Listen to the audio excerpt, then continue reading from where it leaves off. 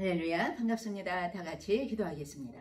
고마우신 주님 감사합니다. 이 아침에도 주님을 경배하는 주의 백성들을 위해 주님의 지혜와 성령으로 충만케 채워주시어서 주의 말씀을 깨닫게 하시며 다윗이 체험한 그 하나님 우리도 체험하며 살아가시도록 주님 함께하여 주시옵소서. 예수님의 이름으로 감사하며 기도하옵나이다. 아멘. 네, 오늘 시편 23편으로 들어왔습니다. 제가 1절부터 봉독합니다.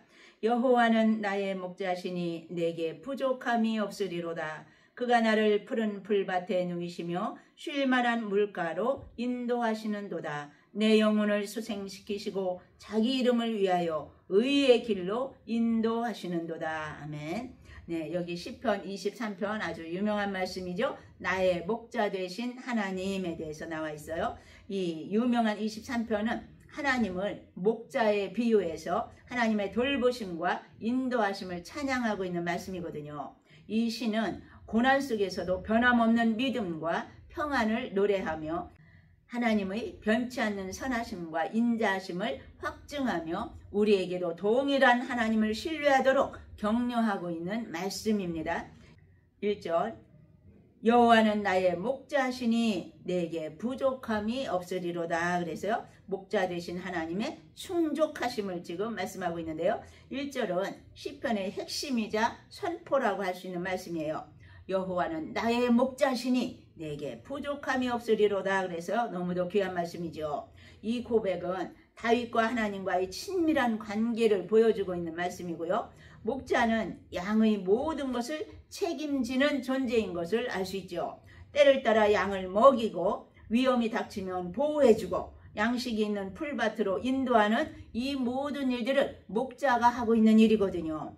이 내게 부족함이 없으리로다. 그래서요, 완전한 만족과 신뢰를 선포하고 있는 말씀이죠. 하나님은 우리의 목자가 되셔서 우리의 모든 필요를 아시고 때를 따라서 채워주시기 때문에 우리는 어떠한 결핍도 느끼지 않는다고 말씀하는 거죠. 만족을 누리는 상태를 지금 이처럼 표현하고 있어요. 그러니까 우리가 구약에서 이스라엘 백성들이 이제 출애굽해서 광야 생활을 할 때를 생각해 볼 수 있죠. 우리가 출애굽기 16장에 보면은 이스라엘 백성들이 광야에서 얼마나 하나님을 원망했는지 거기 잘 나와 있죠. 이스라엘 자손이 그들에게 이르되 우리가 애굽 땅에서 고기가마 곁에 앉아있던 때와 떡을 배불리 먹던 때에 여호와의 손에 죽었더라면 좋았을 것을 너희가 이 광야로 우리를 인도해내어 이 온 회중이 줄여 죽게 하는도다. 네, 막 모세와 아론에게 막 불평을 쏟아놓는 거예요. 그때에 여호와께서 모세에게 이르시되 보라, 내가 너희를 위하여 하늘에서 양식을 비같이 내리리니 백성이 나가서 일용할 것을 날마다 거둘 것이라. 이같이 하여 그들이 내 율법을 준행하나 아니하나 내가 시험하리라. 네, 하나님이 양식을 막 부어주는 것은 하나님의 말씀을 순종하는지 안 하는지 보기 위함이라고 지금 말씀하셨어요. 그러면서 여섯째 날에는 그들이 그 거둔 것을 준비할지니 날마다 거두던 것의 갑절이 되리라네. 날마다 나가서 그날 먹을 것만 이제 주워 오는데 6일째 되는 날은 이제 주일날 7일째 것까지도 이제 준비를 해야 되니까 그렇게 하라고 지금 명령을 하시는 거죠. 아침에는 너희가 여호와의 영광을 보리니 이는 여호와께서 너희가 자기를 향하여 원망함을 들으셨음이라. 우리가 누구이기에 너희가 우리에게 대하여 원망하느냐. 네, 모세와 아론이 지금 이스라엘 백성들에게 하는 말이에요. 모세가 또 이르되 여호와께서 저녁에는 너희에게 고기를 주어 먹이시고 아침에는 떡으로 배불리시리니 이는 여호와께서 자기를 향하여 너희가 원망하는 그 말을 들으셨음이라. 우리가 누구냐? 너희 원망은 우리를 향하여 함이 아니요 여호와를 향하여 함이로다. 네, 모세와 아론을 대해서 막 원망을 했는데 그게 바로 하나님께 원망한 것이라고 지금 말씀하고 있는 거죠. 그러면서 하나님께서 그 원망하는 소리를 다 들으셨다고 말씀하시는 거예요. 그래서 여기 이제 만나와 메추라기를 내리시는 장면이 나오죠. 16장 13절입니다. 저녁에는 메추라기가 와서 진에 덮이고 아침에는 이슬이 진 주위에 있더니 그 이슬이 마른 후에 광야 지면에 작고 둥글며 서리같이 가는 것이 있는지라. 이스라엘 자손이 보고 그것이 무엇인지 알지 못하여 서로 이르되 이것이 무엇이냐니 모세가 그들에게 이르되 이는 여호와께서 너희에게 주어 먹게 하신 양식이라. 네, 이러면서 먹을 만큼만 주워 가라고 이제 다 가르쳐 주었어요. 그런데 이것까지도 또 그들이 이제 막 순종하지 않죠. 막 욕심이 나가지고 많이 거둔 자는 다음날 보니까 다 벌레가 먹어버리는 거예요. 하여튼 이런 일이 있었는데 하나님께서 이스라엘 백성들을 때를 따라 만나도 먹이시고 메추라기도 이제 동풍에 막 불어다가 이제 이들에게 쏟아 부어주신 것을 우리가 이제 볼 수 있죠. 네, 이처럼 광야 생활 40년 동안 날마다 하나님께서 끊임없이 만나와 메추라기를 이제 먹이신 것을 우리가 볼 수 있죠. 2절 보십시다. 그가 나를 푸른 풀밭에 누이시며 쉴만한 물가로 인도하시는도다. 내 영혼을 수생시키시고 자기 이름을 위하여 의의 길로 인도하시는도다. 여기 평안과 회복, 의의 길로 인도하심이 지금 나와 있죠. 그가 나를 푸른 풀밭에 누이시며 쉴만한 물가로 인도하신다고. 네, 목자가 양들을 푸른 풀밭으로 인도하잖아요. 그러니까 목초지로 인도해주고 물길을 찾아서 시냇물로 인도하는 것처럼 하나님께서는 우리를 영적인 안식과 평안의 길로 인도해 주신다고 말씀하시는 거죠.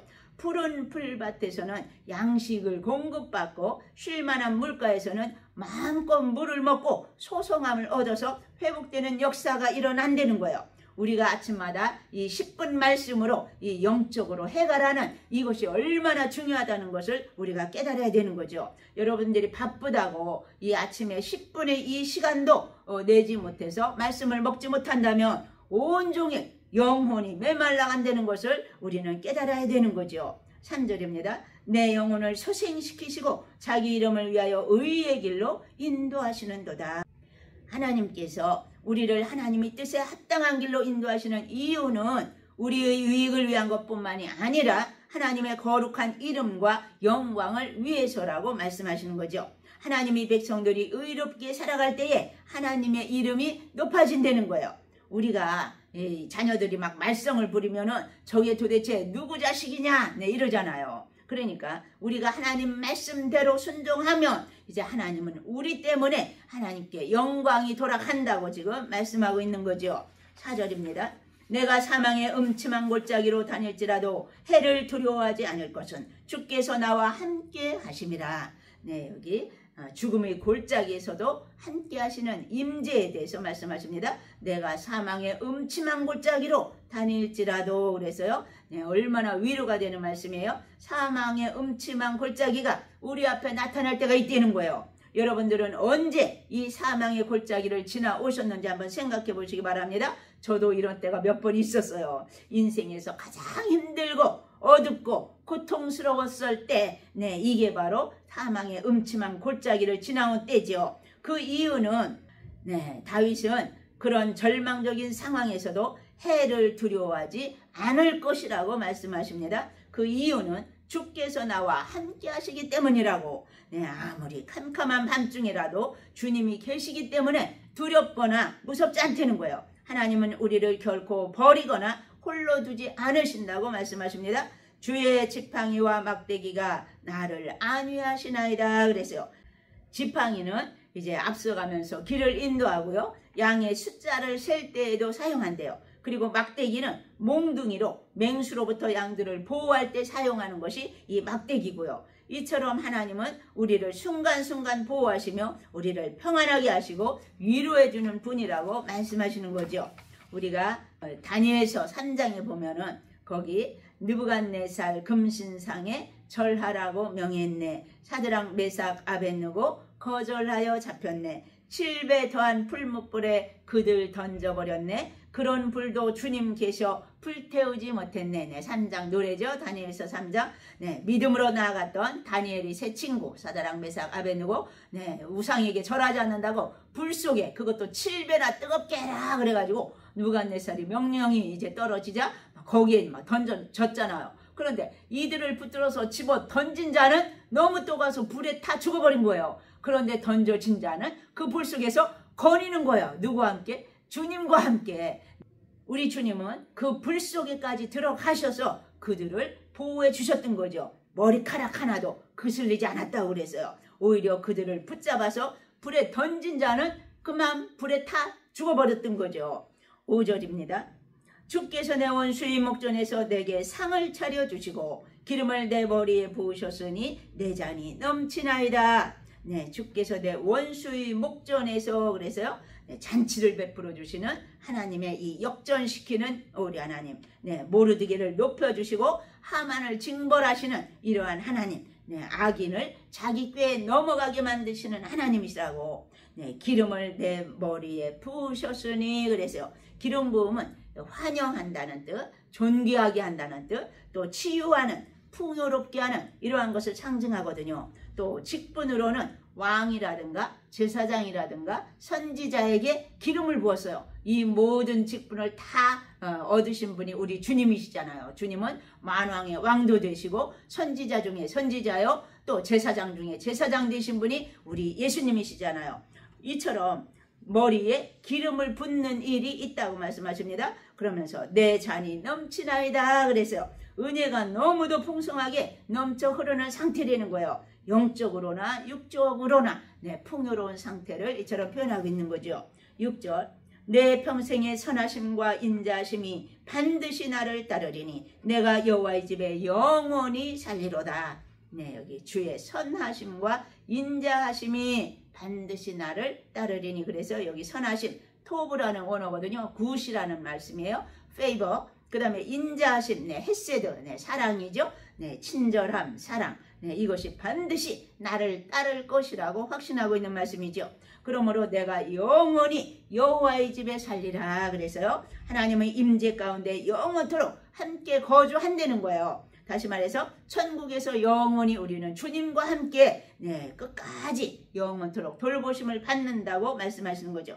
우리도 주님을 온전히 신뢰할 때에 조금도 부족함이 없이 때를 따라 도우시는 주님의 손길을 느끼면서 살아갈 수 있을 줄 믿습니다. 네, 그래서 여러분들도 잠이 오지 않든지 또 고통 가운데 있을 때에 이 시편 23편은 꼭 외워두시기 바랍니다. 그럴 때 이 말씀을 외우면 스르르 잠이 오고요. 모든 걱정, 근심이 다 물러가는 것을 체험하실 수 있을 거예요.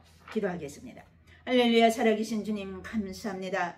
여호와는 우리의 목자가 되어 주시어서 때를 따라 돕는 은혜로 우리를 지키시고 보호하시고 안내해 주신다고 말씀하심에 감사함을 드립니다. 수많은 환난 가운데 살아가는 주의 백성들 위해 주님의 손길이 늘 함께 하심으로 말미암아 모든 위기 때마다 주께서 저들을 지키시고 성령께서 불담이 되어 주시어서 저들을 보호하시고 지키시고 인도하여 주시옵소서. 예수님의 이름으로 감사하며 기도하옵나이다. 아멘. 하늘에 계신 우리 아버지요, 이름이 거룩히 여김을 받으시오며 나라의 임마오시며 뜻이 하늘에서 이룬 것 같이 땅에서도 이루어지이다. 오늘날 우리에게 일용할 양식을 주옵시고 우리가 우리에게 죄 지은 자를 사하여 준 것 같이 우리 죄를 사하여 주옵시고 우리를 시험에 들게 하지 마옵시고 다만 악에서 구하옵소서. 나라와 권세와 영광이 아버지께 영원히 싸움나이다. 아멘.